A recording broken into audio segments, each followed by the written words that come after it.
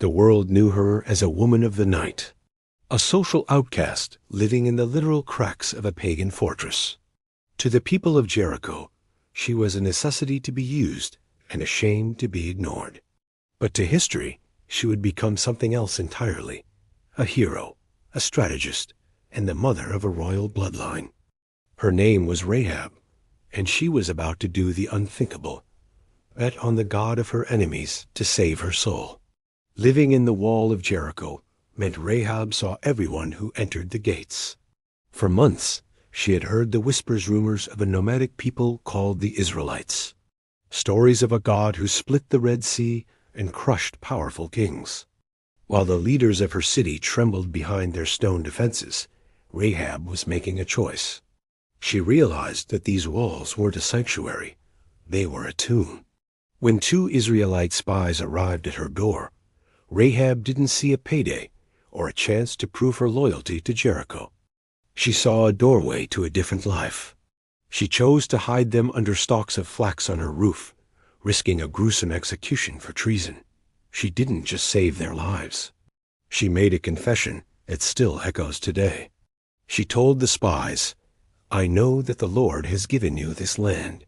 Your God is God in heaven above and on the earth below." This wasn't just a political maneuver. It was a total transformation of the heart. Rahab was the first person in the Promised Land to believe in the God of Israel. The deal was simple but terrifying. To be saved, Rahab had to hang a scarlet cord from her window. When the invasion began, her house would be the only one spared, but only if her entire family stayed inside. For 6 days, Rahab sat in that house in the wall. She watched the Israelite army march in silence. She felt the mockery of her neighbors who thought they were safe. She clung to that red rope, a thin line of mercy between her and total destruction. On the 7th day, the earth shook. The impenetrable walls of Jericho collapsed, crushed by a power no stone could withstand. But amidst the rubble and the smoke, one small section of the wall stood perfectly still. The house with the scarlet cord. Rahab's story didn't end in the ruins. She wasn't kept as a prisoner or a second-class citizen. She was folded into the heart of Israel. She started over. She built a new life, a new reputation, and a new family.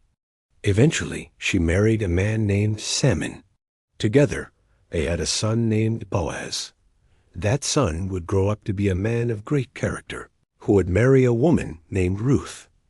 Their line would lead directly to King David, and centuries later, to Jesus himself. If you think your past defines you, or that you've wandered too far for a second chance, look at Rahab.